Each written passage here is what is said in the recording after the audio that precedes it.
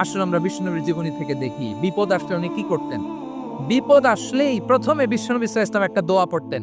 কি পড়তেন?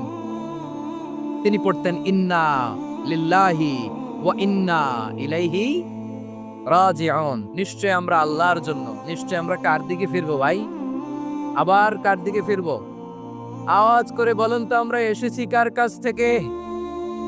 আবারও ফিরে যাব কার কাছে? এজন্য বিশ্বনবী পড়ছেন ইন্না লিল্লাহি ওয়া ইন্না ইলাইহি রাজিউন। নিশ্চয় আল্লাহর জন্য, ওই আল্লাহর দিকেই আমরা ফিরে যাব। তারপরে বিশ্বনবী পড়তেন আল্লাহুম্মা আজুরনি ফি মুসিবাতি ওয়াখলুফ লি খায়রাম মিনহা। একসাথে প্রথমে পড়তেন ইন্না লিল্লাহি ওয়া ইন্না ইলাইহি রাজিউন। তারপর পড়তেন আল্লাহুম্মা আজুরনি ফি মুসিবাতি ওয়াখলুফ লি খায়রাম মিনহা, মানে আল্লাহ, এই যে আমি বিপদে ধৈর্য ধারণ করলাম, এটার সওয়াব তুমি আমারে দাও। আর যেটা হারালা এর চেয়ে ভালো কিছু দিয়ে মেকআপ করে দিও, ভালো কিছু দিয়ে বদল করে দিও। সুবহানাল্লাহ পড়ে।